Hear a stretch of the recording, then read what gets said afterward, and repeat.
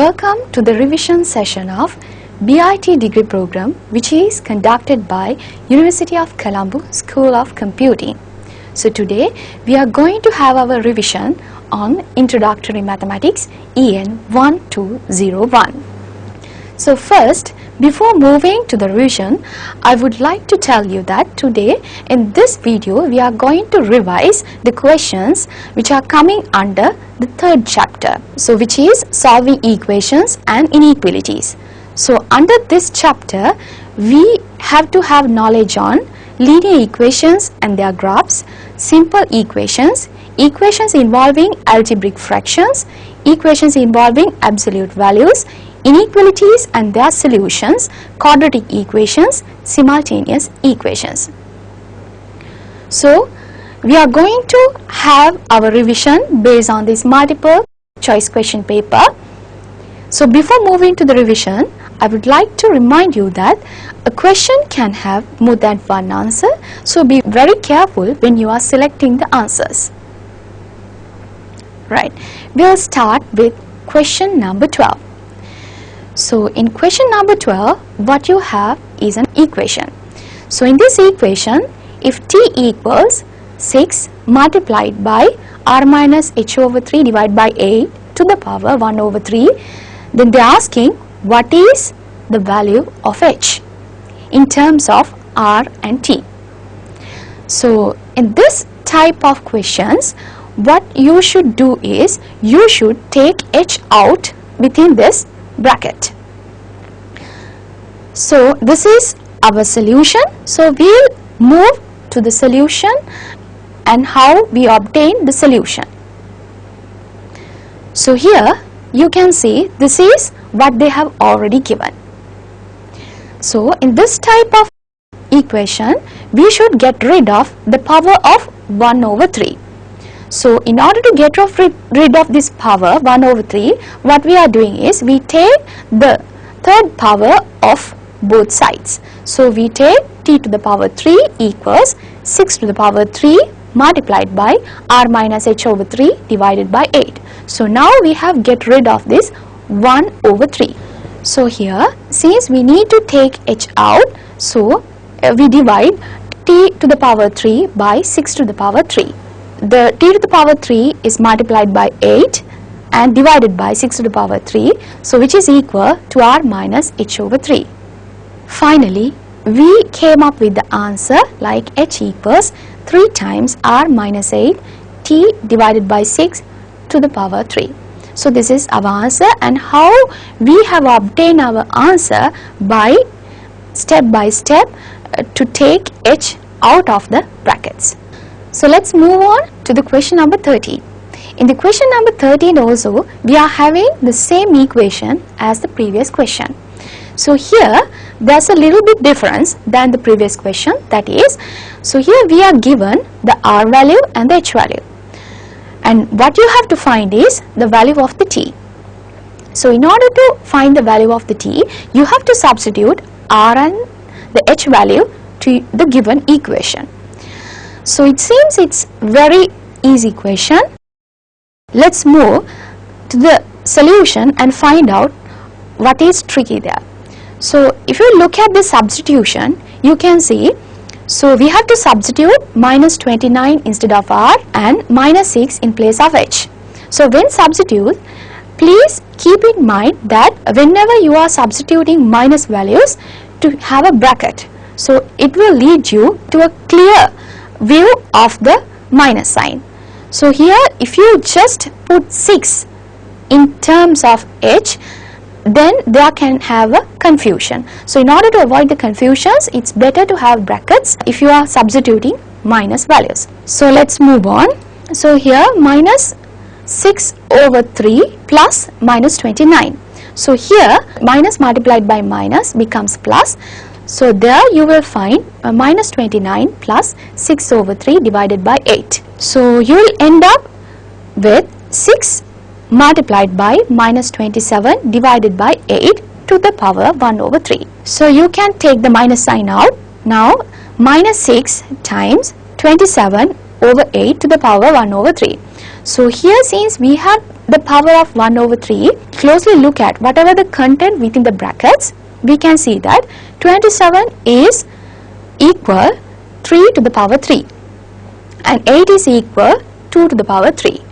So if you arrange whatever the content within the brackets like this, so we can easily rid of the 1/3 power. So here now we have get rid of the 1/3 power, and finally we come across minus 6 multiplied by 3 over 2, which is equal to minus 9. So we'll mark our answer as E, which is minus 9. So now let's go to the question number 14. So in this we are given simultaneous equations. So that is minus 3x plus 9y equals A and minus 5x minus y equals B. So what you have to find is x minus y. So normally in this type of questions, students, what they are doing is they are going to solve x separately and y separately and then subtract y from x. So this will take some time. So since time is limited, first what you can do is you can look at the two simultaneous equations given. So if you closely look at the simultaneous equation, you can see just by adding these equations we can come up with an answer like this. Here just by adding the left hand side of the two simultaneous equations together and right hand side of the two simultaneous equations together, you will end up with minus 8x plus 8y equals x plus b. So here again look what the question asks. They are asking x minus y. So if you can take minus 8 out of your calculation, you can easily prepare your calculation as x minus y equals minus a plus b divided by 8. Here you can see without solving x and y separately we have come across to our answer. So this will not waste your time. So finally we can mark our answer as E. So in this type of question, please remember that closely first before solving them separately, it's very important to look at the question and identify the patterns in the question, then you can easily come to the answers. So let's move on to the question number 15. In the question number 15, what they're asking is the sum of the three consecutive integers is equal to 201. And then which of the following is not one of these integers? So if we take the question number 15, it's somewhat tricky question because it's not asking about the correct answers, but what they're asking is the incorrect answers. So whenever you are come across the term not, normally in the question paper also they indicate the word not in bold letters. So here I have underlined it. So whenever you come across the word not, it's better to have a circle around the not. So normally after the calculation, the students usually they need to mark the not answer. So if you have the circle around the not, then whenever you are going to mark your answers, again you can remind that not the correct answer we have to mark, but the incorrect answer. So we'll move on to the calculation. So this is the solution. So since we have to find the sum of the three consecutive integers, so we let those three integers as n, n plus 1 and n plus 2. And their addition is equal to 201. So we make it as equal to 201. So by solving this equation, we can come across the value of n. N is 66. And since we are having three consecutive integers, n plus 1 is 67 and n plus 2 is 68. So these are the correct consecutive integers. Again we come back to the question. So what they are asking is not n, n plus 1 and n plus 2, but they are asking whatever the integers which are not the consecutive integers. So then we can mark the answers as 64, 65 and 69. Let's move on to the question number 16. In question number 16, it's telling about the graph of which of the following equation is perpendicular to the graph of 3y minus x equal 27. So here whenever you come across perpendicularity, so perpendicular similarity of one graph to the other is based on one condition, that is the slope of one graph. If we multiply the slope of one graph and the other graph, it should equal to -1.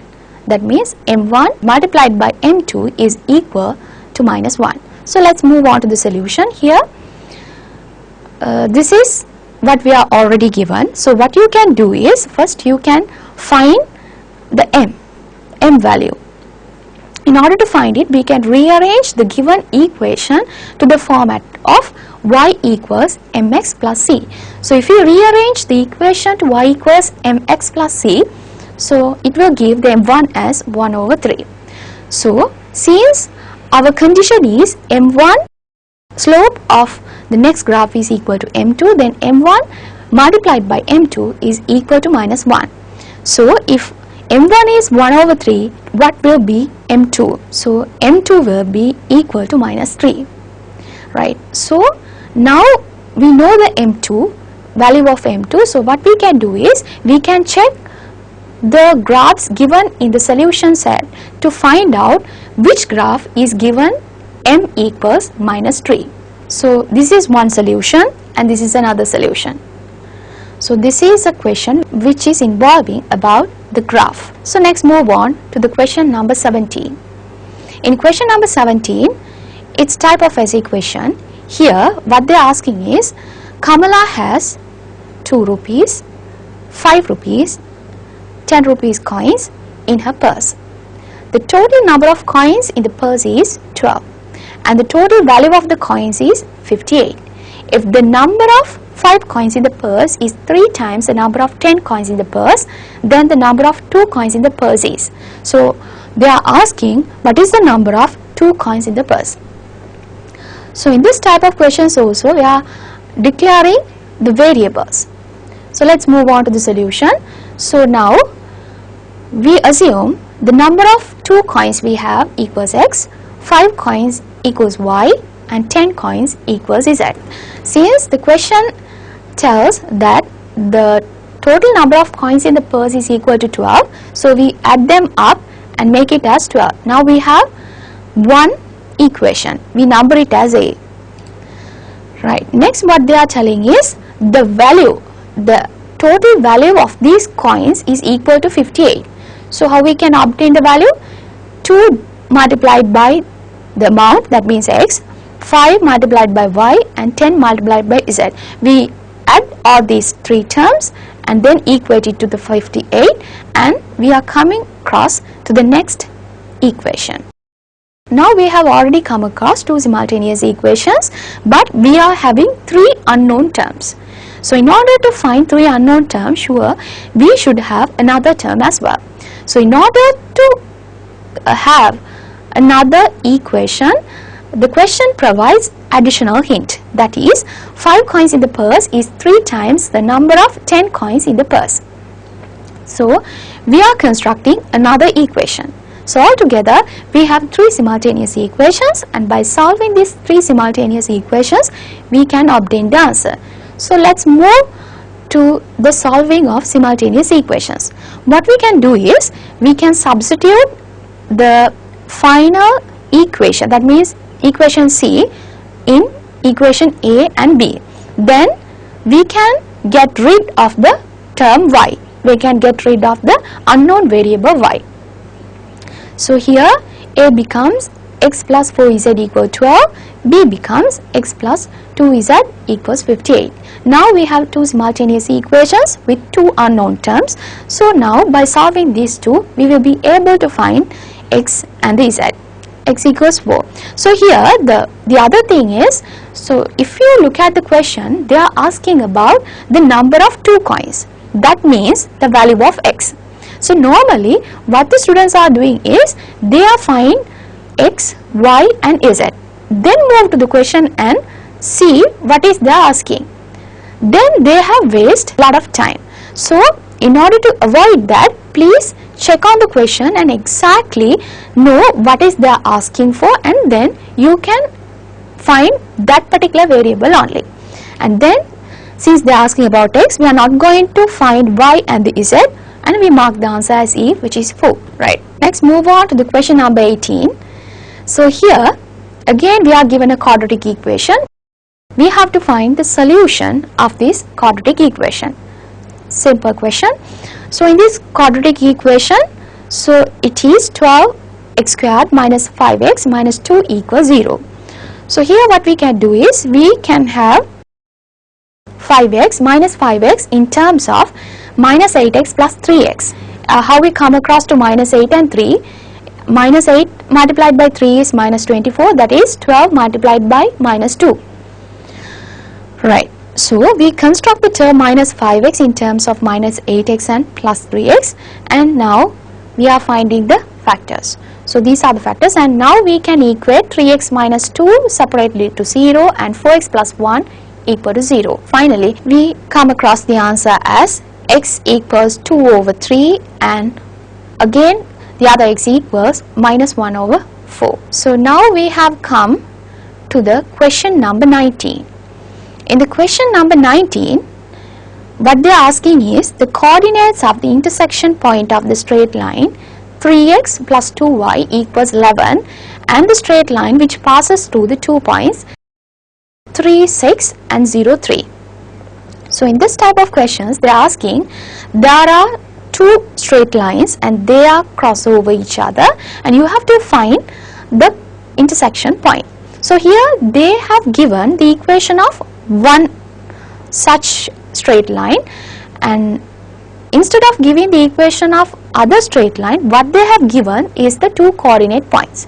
So we can start from that point. That means we have to find the straight line which passes through the 2 points, right? So this is how we are going to find it. So let's term these 2 points as x1 y1 and x2 y2. So according to our equation, y minus y1 divided by x minus x1 equal y2 minus y1 divided by x2 minus x1. This is the common equation that we are normally using to find the straight line if we are given the 2 points which goes across these. So we have come across the straight line which passes through the given 2 points, that is y equals x plus 3. So now we have the equations of two straight lines, then we are going to find the intersection point. So intersection point means the point which satisfy both equations of straight lines. So here we have two simultaneous equations with two unknown variables. By solving these two simultaneous equations, we can have the answer x equals 1 and y equals 4. So this is the intersection point that we need to find within this question. So our answer is answer number A, which is 1, 4. Let's move on to the question number 20. In question number 20, they are given an inequality. So this inequality, if you closely look at the inequality, it has 3 sections. Right? In this type of questions, what we normally do is first we consider one side and then we solve it and then next go to the other side. So first here we are moving to the left hand side. So if we consider about the left hand side, you can see 4x minus 10 is less than minus 2x minus 4. So now we are going to solve this.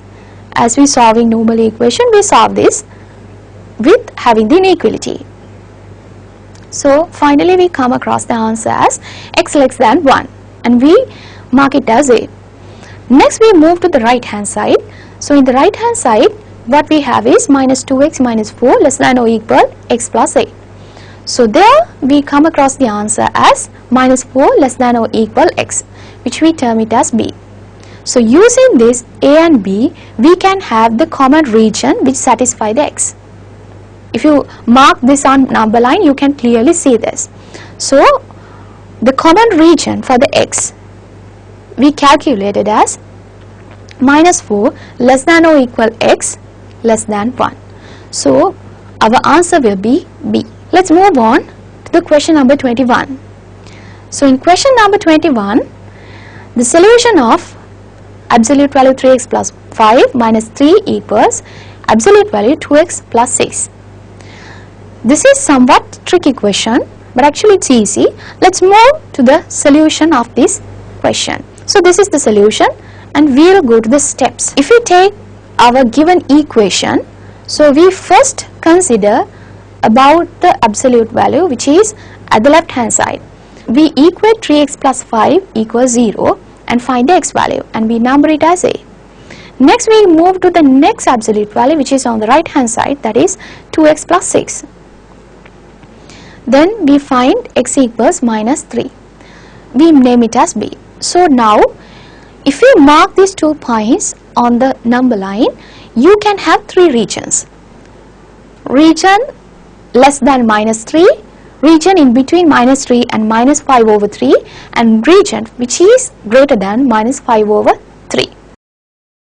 So we are considering about the leftmost region, that is the region which is x less than or equal minus 3. So if we consider about the case 1 which is x less than or equal minus 3 region, there according to that region we are change our absolute values of the equation. That means, so the absolute value of the right hand side becomes minus as well as the left hand side. So minus 3x plus 5 minus 3 equals minus 2x plus 6. By solving this, we will come across the x as minus 2. If you look at the answer, you can see that minus 2 is not within the range that we have already considered. So we can reject this answer. Next move on. So we are left with 2 cases, that means 2 regions. We will move on to the other regions. In case 2, so we are considering about the intermediate region, that means second region, the region which is in between minus 3 and minus 5 over 3. So in this case, so our leftmost absolute value becomes minus and the rightmost one becomes plus. So by solving this, we will obtain x equals minus 14 over 5. So since this x is within the considered region, so it's correct, we can accept it as an answer. So next move to the last case, final case, that is x greater than or equal minus 5 over 3. So according to that region, our equation change as follows, that is 3x plus 5 minus 3 equals 2x plus 6. Finally, we come across x as 4. Again, x equals 4 is within the considered region of the case 3. So here we have obtained 1 incorrect answer and 2 correct answer. So our answer will be x equals 4 and x equals minus 14 over 5. Okay, let's move on to the question number 22. In question number 22, again you have an equation and you have to solve this. Let's move on to the steps. So here you can see, if you look at the denominator of the left hand side part, so it's 3x minus x squared. If we look at the denominator of the right hand side, it is just x minus 3. So what we can do is, we can take x out of the left hand side in order to make as x minus 3. Actually we can take it out, not just x but minus x. Right, if we take minus x out, now we can have x plus 2 divided by x times x minus 3 minus 2 over x equals 1 over x minus 3. Here if we look at the denominators of 2 sides, they are equal. That means x minus 3 equal terms are there. So we can multiply the whole equation from x times x minus 3. So then we will end up a step like this. So finally we will come across the answer as x equal 4. So here you can mark the answer as x equal 4. So in this type of questions, it's very important to carefully solve the equation, then you can find out the correct answer. The problems come with the minus signs, but if you carefully solve your calculations, you will obtain the correct answer. So we'll end up with the revision of chapter 3. Next, move on to the revision of later chapters with the coming videos. Thank you.